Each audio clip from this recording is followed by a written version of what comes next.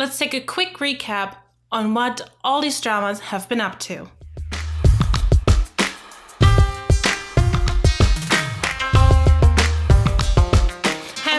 It's Nikki here. 안녕하세요. 저는 Nikki입니다. Welcome to a Dramarama. And today I kind of want to do a little recap on all these dramas I've been talking about, especially Mr. Sunshine, 100 Days My Prince, and Ghost Detective. A lot has happened in these past couple of weeks. A lot of things happened within the dramas. So let's kind of talk about them now. Mr. Sunshine is almost finished. So we only have a few episodes left before that series/season is done. We've had some time jumps within the series. I still love it just as much as I did in the beginning. Yes, there are things that are fictional about it, but I think it still represents history in a way and how not everyone wanted things to go the way they did. Eugene had a massive heartbreak, but in Aegishi, she also had her own heartbreak. This is definitely a drama that is filled with heartbreaks, but also very solemn moments. 사랑한다고. 사랑하고 있다고. 그러니 함께 가자고. 그럼 난 또 그 거짓말의 눈물을 내 전부를 거는 거고.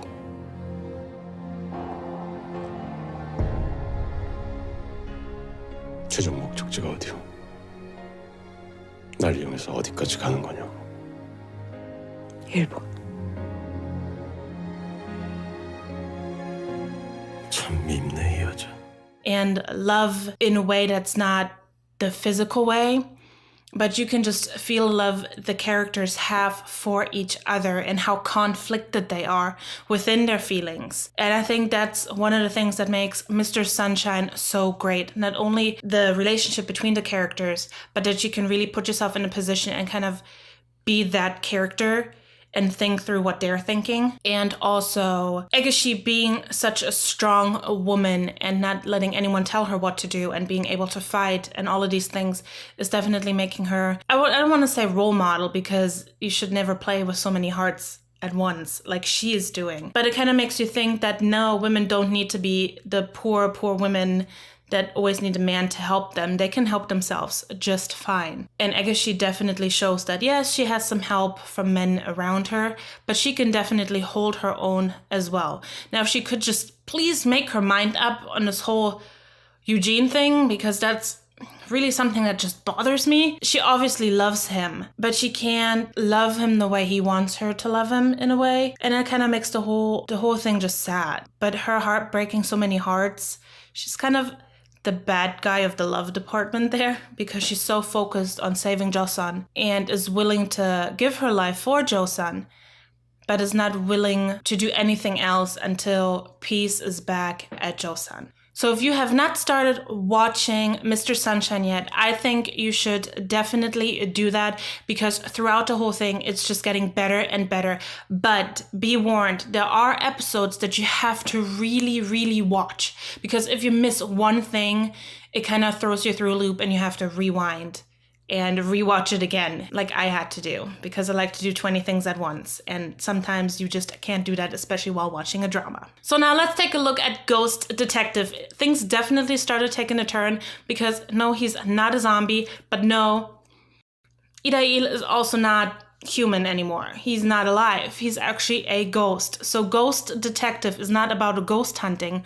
Ghost Detective is actually him being a ghost but still a detective. And that definitely puts a twist on that show, but that's so awesome. I do have to warn everyone that gets scared very easily or is a little bit of a scaredy cat because there are definitely parts in that show that even make me just, I don't want to say skin crawl, but it's definitely one of those shows that just kind of lets the hair stand up on your back. And for me, The Grudge is one of my main things that I think was the only movie that could have me have nightmares for months.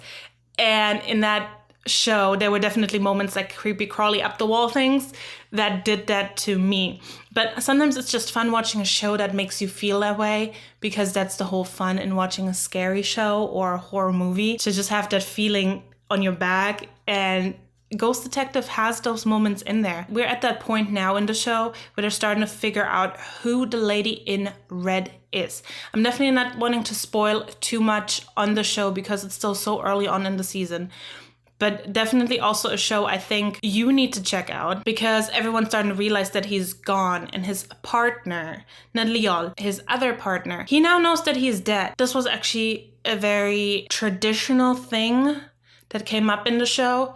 Is Ida-il, who's of course now Ghost, he was hungry, but he can't touch anything. He couldn't eat because he just passes through food. And it's when he said, no, you have to offer your ancestor or ghosts the food for them to be able to eat it. And he did that in the middle of subway.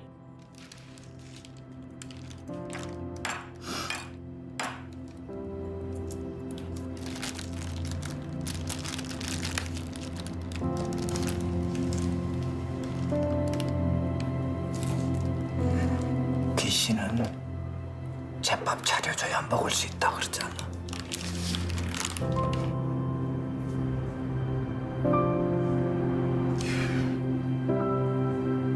맛있게 먹어라, 다이라.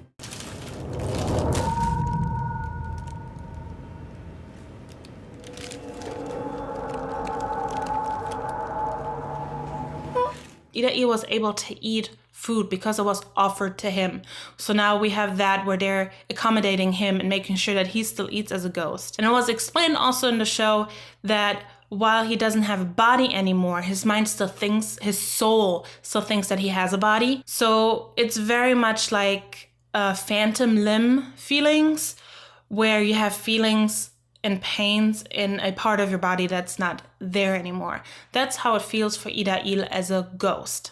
So yes, Ghost Detective, check it out. It's a really good show. It gives you the little creepy feelings that are just perfect. Now let's talk about 100 Days My Prince. Kyung-soo's acting is phenomenal.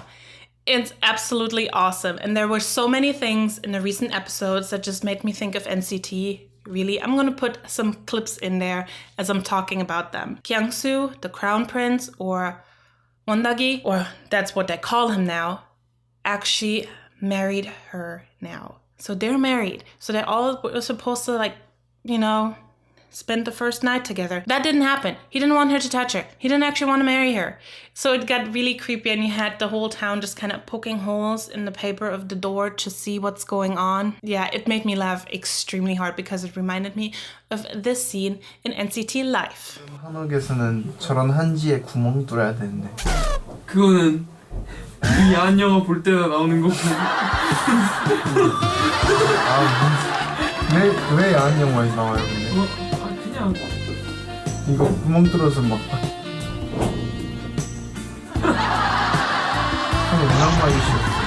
형 운남마이시였어.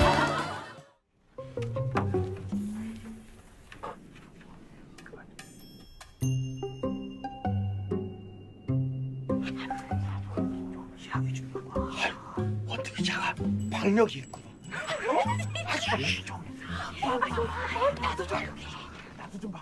Our loving Crown Prince also realizes that he's actually not who he is. He realizes that he's never had to bow in front of a noble person before. At least that's what he's starting to remember. So he knows something's up with him and he doesn't actually belong there. Hongshim's dad, or the one who started taking care of her after she ran away from the palace, he of course knows who Wondagi is. But he does not want him to regain memory because he doesn't want her to go away from him. So he's trying to cover everything up.